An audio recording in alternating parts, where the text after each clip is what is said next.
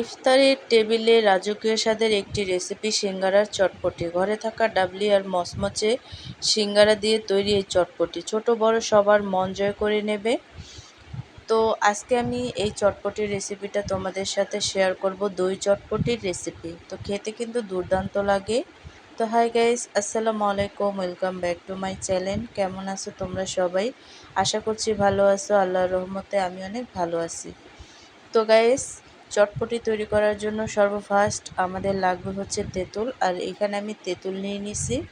আর এই তেঁতুলটাকে পানি দিয়ে তারপরে কিন্তু আমি কিছুক্ষণের জন্য ভিজিয়ে রাখবো। তো দেখো, এভাবে করে তেঁতুলটাকে ভিজিয়ে রাখবো। তো এখানে আমি ডাবলিটাকে আগে থেকেই সিদ্ধ বসাইছি। ডাবলিটা কিন্তু অলরেডি আর কি বলক চলে আসছে। তো এই পর্যায়ে এসে এখানে আমি অ্যাড করে দিব আদা রসুনের পেস্ট। তো এখানে কিন্তু আদা রসুনের পেস্টটা দিলে কিন্তু খেতে অনেকটা ভালো লাগে। আর এখানে আমি কিছু মশলা অ্যাড করে দিছি। আর এই মশলাটা দেওয়ার কারণে কিন্তু ডাবলি থেকে দারুণ একটা ফ্লেভার বের হয় আর খেতে অনেকটা দুর্দান্ত লাগে। তো ডাবলিটাকে মশলাটা দেওয়ার পরে নেড়ে চেড়ে আমি ঢেকে দিছিলাম। ঢেকে দেওয়ার পরে দেখো অনেকটাই সিদ্ধ হয়ে গেছে। ডাবলি সেদ্ধ করার সময় সামান্য একটু বেকিং সোডা দিলে ডাবলিটা একদম মাখনের মতো নরম হবে, কিন্তু গলে যাবে না। তো দেখো ডাবলিটা কিন্তু অনেকটাই সিদ্ধ হয়ে গেছে। আর এখানে আমি তেঁতুলটা ভালোভাবে একেবারে চটকিয়ে নিছি। আর চটকিয়ে যেই তেঁতুলের পিউরিটা থাকে সেটা কিন্তু বের করে নিছি। তারপরে আরও কিছু পানি দিয়ে আমি তেঁতুলটাকে আরেকটু পাতলা করে নিচ্ছি। তো পাতলা করে নিলে কিন্তু অনেকটা ভালো হয়। তো দেখো পাতলা বেশি একটাও হয়নি, একটু ঘন টাইপের হয়েছে। তো তারপরে কিন্তু তেঁতুলটাকে আমি ভালোভাবে তেঁতুলের যা যা প্রয়োজনীয় জিনিস আছে সেগুলো অ্যাড করে দেব, যেমন লবণ, তারপরে হচ্ছে চিনি, আর হচ্ছে এখানে আমি অ্যাড করে দেব বিট লবণ। তো বিট লবণটা দিলে অনেকটা ভালো হয়। তেঁতুলের টকে সামান্য বিট লবণ আর ভাজা জিরার গুঁড়া দেবে, এতে চাটনির ঘ্রাণটা পুরো দোকানের মতো হবে। তো এখানে আমি অ্যাড করে দিচ্ছি চিলি ফ্লেক্স। একটু ঝালটা বেশি হওয়ার জন্য কিন্তু চিলি ফ্লেক্সটা অ্যাড করে দিছি। তারপরে হচ্ছে অ্যাড করে দিচ্ছি ধনেপাতা কুচি। আর হচ্ছে অর্ধেক একটা লেবু, সেটাকে চিপড়িয়ে রসটাকে অ্যাড করে দিচ্ছি। এতে দেখা গেছে তেঁতুলের ফ্লেভারটা অনেক ভালো আসে। সবগুলো উপকরণ দেওয়ার পরে ভালো করে নেড়ে চেড়ে তারপরে কিন্তু তেঁতুলটাকে আমি রেডি করে এক সাইডে রেখে এখন আসো চটপটিটা আমি তৈরি করে নেব। যেহেতু সবগুলো রেডি আর সব কিছুই রেডি করে নিয়েছি, তার জন্য কিন্তু এখানে আমি ডাবলিটা অ্যাড করে দিচ্ছি। দেওয়ার পরে কিন্তু এখানে আমি একটা সিঙ্গারা নিয়ে নিছি। সিঙ্গারাটাকে ভালোভাবে টুকরো টুকরো করে আমি ডাবলির উপরে অ্যাড করে দেব। পরিবেশন করার ঠিক আগ মুহূর্তে সিঙ্গারাগুলো ভেঙে দেবে, তাহলে সেগুলো মচমচে থাকবে। বেশিক্ষণ আগে দিয়ে রাখলে সিঙ্গারা একদম নরম হয়ে যাবে। তো এখন যেহেতু আমরা এই চটপটিটা খাবো, তার জন্য কিন্তু সিঙ্গারাগুলো গরম গরমই এই ডাবলির উপরে অ্যাড করে দিচ্ছি। তারপরে কিন্তু এখানে আমি অ্যাড করে দিচ্ছি গাজর কুচি। তারপরে এখানে আমি অ্যাড করে দিচ্ছি হচ্ছে শসা কুচি।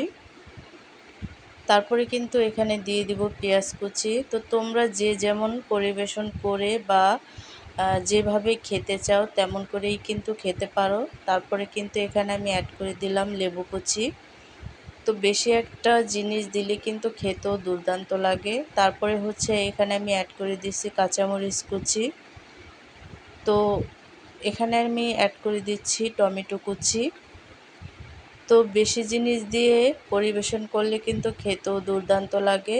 তারপরে হচ্ছে দিয়ে দিচ্ছি ধনেপাতা কুচি। তো সব কিছুর উপকরণ আমি দিয়ে দিছি।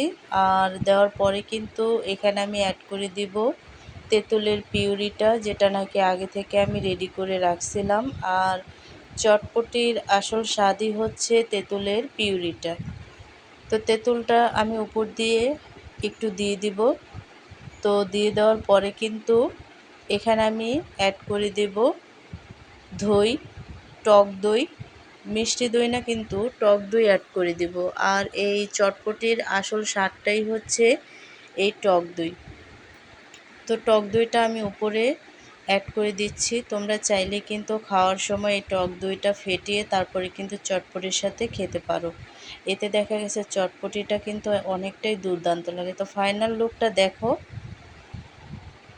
তৈরি হয়ে গেল আমাদের জিভে জল আনা সিঙ্গারা চটপটি। টমেটো, গাজর আর টক দই দিয়ে সাজানো এই চটপটি দেখতে যতটা সুন্দর, খেতে তেমন মজার।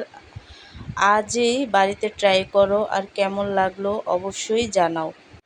আমরা তো সাধারণ চটপটি অনেকেই খেয়েছি, কিন্তু সিঙ্গারার ভেতরের আলুর আর মশলার পুর যখন গরম গরম ডাবলির ঝোল মিশে যায়, তখন এর স্বাদ কয়েক গুণ বেড়ে যায়। তার উপরে যখন টক দই আর তেঁতুলের টকটা মুখে পড়ে, তখন মনে হয় যেন একদম রেস্টুরেন্টে বসে খাচ্ছি। এটি যেমন তৃপ্তিদায়ক তেমনই পুষ্টিকর।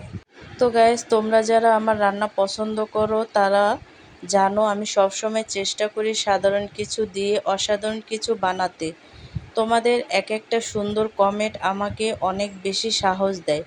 ভিউ একটু কমলেও আমি কিন্তু সাহস পাই তারপরেও, কারণ আমি জানি আমার একটা ছোটোখাটো পরিবার আছে যারা আমার রান্নার অপেক্ষায় থাকে।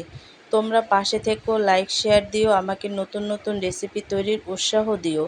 তোমাদের ভালোবাসাই আমার সবচাইতে বড় প্রাপ্তি। ভিডিওটি ভালো লাগলে সাবস্ক্রাইব করে পাশেই থেকো। তো আজকের রেসিপিটা কেমন লাগছে অবশ্যই কিন্তু কমেন্টে জানাবে। তো অন্য কোনো রেসিপি নিয়ে তোমাদের মাঝে আবার চলে আসব। আজকে এই পর্যন্তই। সবাই সুস্থ থাকবে, ভালো থাকবে। আল্লাহ হাফেজ।